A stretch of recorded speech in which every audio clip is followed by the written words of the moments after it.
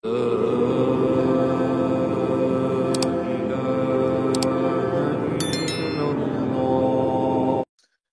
dari awal kami sudah mempunyai firasat akan terjadi hal seperti ini, karena dari awal saya sering mendapat suatu WA dan lain sebagainya dari baik itu orang PB maupun orang-orang PW ya pada saat awal adanya saya mengeluarkan instruksi.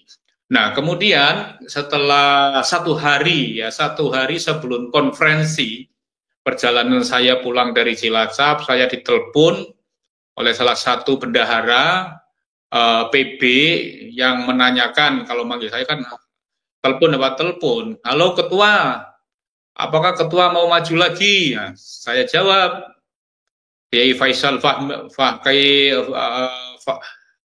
Faisal Akun Fahmi Akbar ya pada itu Fahmi Akbar telepon kepada saya, apakah mau maju lagi? Ya, maju apa? PCNU, saya jawab. Saya nggak sampai hari ini tidak punya niat untuk maju kembali karena saya sudah 3 kali dan mau 4 kali ini menjadi ketua PCNU. Tapi yang nggak tahu nanti kita tunggu apa rekomendasi dari para pengurus MWC karena yang punya hak suara adalah ketua MWC. Saya selaku kader NU apabila mendapatkan amanah perintah kapanpun dan sebagai apapun saya selalu siap dan tidak bisa menolak. Kalau ketua mau maju lagi besok menemui Kiai Miftah Fakih yang akan datang ke sana sama Gus Aun. Terus saya jawab iya, tapi saya menemui biasa paginya ketika pas hari H datang ke lokasi konferensi cabang, saya menemui beliau biasa menyambut sebagai tamu dari PB saya sambut, tapi saya tidak berbicara terkait telepon yang disampaikan oleh Kiai Fahmi Akbar tadi kepada saya.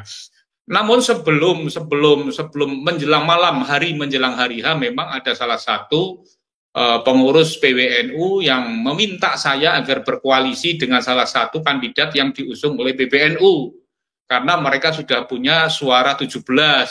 Jenengan sudah tidak punya suara, Mbok yo bergabung saja loh. Saya kan juga nggak akan maju, belum tentu saya maju. Saya dari dulu sebagai ketua NU yang ketiga periode maupun keempat ini saya tidak pernah mencalonkan diri saya sebagai ketua. Makanya saya nggak mau untuk koalisi, wong saya tidak maju. Lah, kemudian pada hari H ya, pada hari H-nya pada pelaksanaan memang sudah ramai pada saat itu, termasuk pada dalam tatib pembahasan tatib, kemudian di situ ditetapkan bahwa bakal calon bisa maju ke babak berikutnya ke pemilihan manakala didukung minimal oleh 5 suara, oleh 9 suara pada waktu itu. Nah, ada 3 calon yang maju, yang 2 mendapatkan 55, kemudian saya mendapatkan 15. Artinya hanya 1 calon yang bisa maju untuk tahap berikutnya, cuma saya. Maka karena kedua calon tidak memenuhi syarat minimal suara, yaitu 9, maka saya ditetapkan sebagai ketua secara aklamasi. Nah, kemudian tim formatur, ketika ada pembentukan tim formatur ini, saya dibisiki oleh salah satu Khatib Suriah, ya, Khatib Suriah yang datang ke situ. Tolong ketua PBNU dimasukkan tim formatur, biar SK-nya cepat turun. Saya masukin tim formatur itu. Tim formatur saya masukin, kemudian salah satunya yaitu ketua. Sebenarnya di dalam aturan itu tidak ada ketua PBNU masuk dalam tim formatur. Tim formatur biasanya diambilkan 7 orang yang 1 adalah Rois terpilih sebagai ketua tim formatur, kedua ketua Tanfidia sebagai sekretaris formatur, kemudian yang 5 ada diambilkan dari yang dari perwilayah dan ditambah dengan pengurus lama. Namun pada hari itu tim formatur minta 1 dari PBNU. 1. Kedua, sebelum pemilihan saya sampaikan bahwa salah satu persyaratan yang harus dipenuhi pada saat itu adalah minimal sudah pernah menjadi pengurus baik NU maupun badan otonom. Kedua, sudah memiliki sertifikat PMKNU, Pendidikan Menengah Kader Nahdlatul Ulama. Itu persyaratan wajib.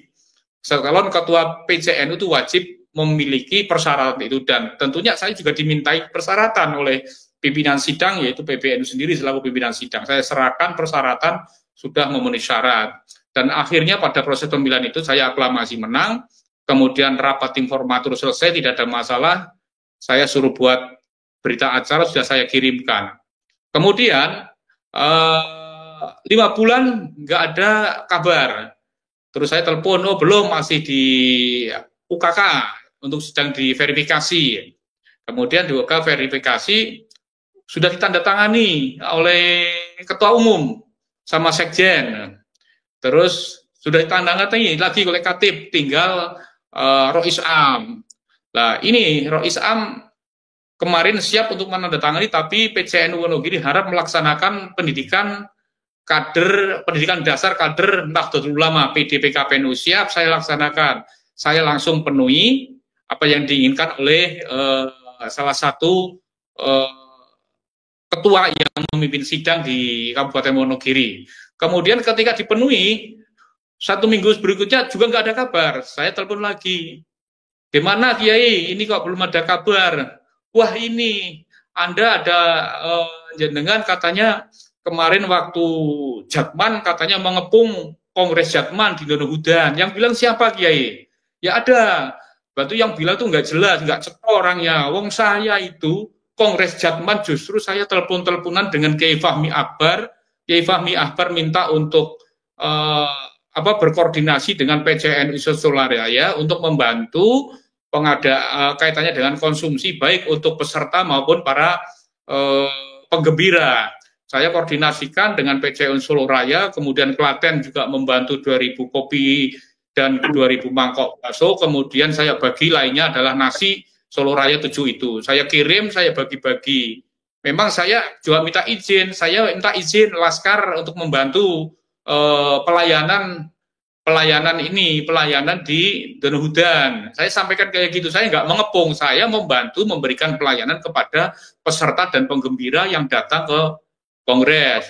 Saya banyak itu dari Laskar, dari Demak ada, dari berbagai kabupaten ada, membantu mengamankan jangan sampai ada diganggu Kongres Jatman. Saya nggak mungkin mengganggu, wong saya itu anti Habib, mau syarat mengganggu kaitannya dengan Jatman. Kayak gitu. Saya pun ketika mengirim orang-orang PBI ke situ pasti izin dengan ketua panitia. Nah, ketika Laskar ini sedang jaga, kemudian saya ditelepon oleh Kiai Fahmi Akbar, Rois Am tidak berkenan, mohon ditarik mundur pasukannya. Saya tarik seperti itu. Jadi saya tidak mengepung, tapi justru saya membantu panitia dalam rangka untuk mensukseskan muktamar. Oh yaudah, kamu nanti tak sampaikan kepada Rois Surya, terus Rois Am. Kemudian 1 minggu lagi berikutnya, terus saya diminta membuat surat pernyataan pengunduran diri dari PWI. Nah, kebetulan pada saat itu saya juga memang mengundurkan diri dari PWI Jawa Tengah, karena saya kan double di ketua 1 PWI bidang keorganisasian di pusat. Pada saat itu saya sudah punya buat pengunduran diri, tapi khusus untuk Jawa Tengah. Saya kasihkan kepada ketua, dalam hal ini adalah Kiai Miftah Fakih, kemudian dikasihkan oleh Rois Am.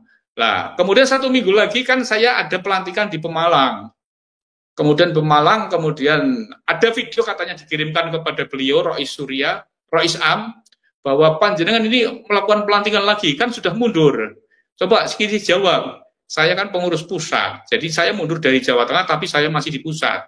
Saya bisa melantik dimanapun PWI yang ada di seluruh Nusantara ini. Seperti itulah akhirnya sampai rame-rame itu, kemudian PWNU datang ke Wonogiri tapi tidak ke rumah saya, datang ke rumah Rois terpilih. Katanya intinya bahwa Rois Am tidak berkenan dengan saya, dan nanti mohon dalam waktu dekat ini akan ada surat untuk PCNU Wonogiri dan untuk menyelenggarakan konferensi ulang khusus untuk ketua. Saya bilang sama Rois terpilih, apakah ada dalam ADART konferensi kok hanya ketuanya saja? Biasanya kalau konferensi kan satu paket, ada Rois, milih Rois dulu, setelah Rois terpilih baru ketua. Nah, menanggapi surat tersebut itu, bahwa ya, sebagai dasarnya itu kan persyaratan umum. Saya dianggap tidak memenuhi persyaratan, padahal ketika sebelum pencalonan saya sudah diperiksa oleh pimpinan sidang yang saat itu dipimpin oleh PP, semua dianggap selesai, beres, tidak ada masalah, maka saya ditetapkan secara aklamasi. Namun dalam surat kemarin katanya sesuai dengan pasal ini saya tidak memenuhi syarat. Secara umum ya, pengurusan harian harus seperti inilah. Saya kemarin kan sebelum menjadi ketua cabang yang keempat ini kan saya sebagai wakil ketua PWNU. Dan itu SK-nya turun, berarti kan saya sebenarnya masuk dalam verifikasi lolos. Tapi kenapa ketika ini kok nggak lolos, saya nggak tahu. Ada kepentingan apa, saya juga nggak paham seperti itu. Seperti itu Mas Yusuf, intinya sekilas itu yang perlu saya sampaikan. Intinya persyaratan sebenarnya secara ADART Perkum tidak ada masalah. Yang jadi masalah kan kalau rangkap jabatan tidak boleh merangkap jabatan dengan pengurus harian partai politik, dengan organisasi lain yang berafiliasi dengan organisasi yang anti Pancasila, seperti itu. Dan syarat ketika mau maju adalah satu, sudah pernah menduduki atau menjabat kepengurusan di PCNU maupun Badan Otonom dan memiliki sertifikat PMKNU. Nah, kalau saya ini berarti dianggap tidak memenuhi syarat, berarti yang salah siapa? Banyak seperti itu. Wong yang mimpin itu juga pengurus PBNU sendiri, yang memverifikasi persyaratan pada saat pemilihan juga PBNU sendiri.